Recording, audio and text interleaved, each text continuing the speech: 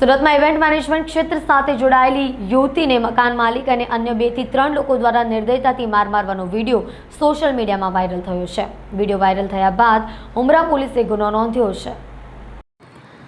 સુરતમાં event management ક્ષેત્ર સાથે જોડાયેલી યુવતીને મકાન માલિક અને અન્ય 2 થી 3 લોકો દ્વારા નિર્દયતાથી માર મારવામાં આવ્યો છે। આ ઘટનાનો વિડીયો પણ સામે આવ્યો છે। પીડિતા મુંબઈની રહેવાસી છે અને તે ઇવેન્ટ મેનેજમેન્ટનું કામ કરતી હોવાથી ઘણા સમયથી સુરતમાં રહે છે। ભાડાની તકરારમાં એક શખ્સે યુવતીના હાથ પકડી રાખ્યા, જ્યારે મકાન માલિક યુવતીના વાળ પકડીને બેરહેમીપૂર્વક આડેધડ ઢીક્કા અને મુક્કીનો માર મારી રહ્યો હતો।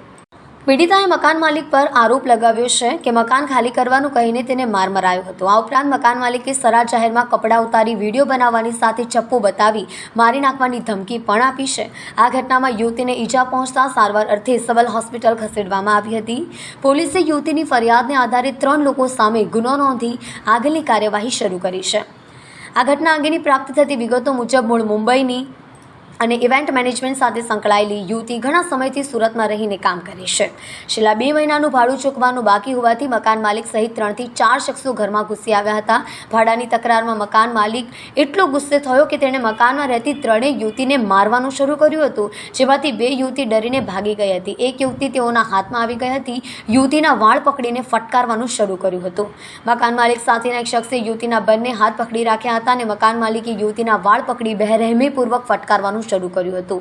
યુવતીના વાળ ખેંચીને આડેધડ ઢીક્કા અને મુક્કા મારવાનું શરૂ કર્યું હતું। આ સાથે જ પીડિતાને ચપ્પુ બતાવીને જાનથી મારી નાખવાની ધમકી આપવામાં આવી હતી।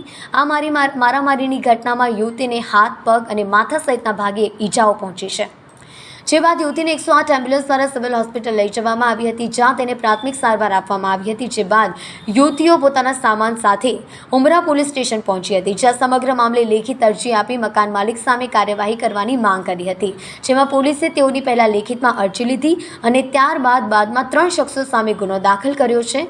મેનેજરે ભાડું આપ્યું છે કે નહીં તે મને જાણ નહોતી। પીડિતા આ સમગ્ર મામલે પીડિત યુવતીનું જણાવ્યું કે મને ખબર નહોતી કે મને શા માટે મારવામાં આવી રહી છે।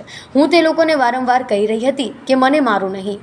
તે લોકો મને મારા હાથ, માથા અને પગ પર સતત મારી રહ્યા હતા। મેં પણ મારા બચાવમાં તેમના પર હાથ ઉપાડ્યો હતો।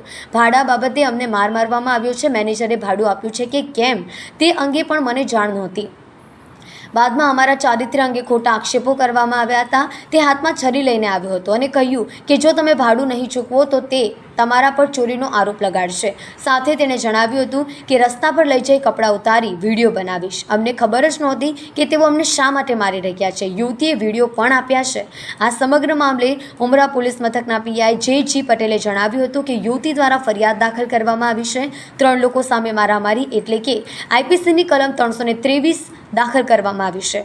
યુવતીએ વિડીયો પણ આપ્યા છે, જે અંગે તપાસ ચાલુ છે।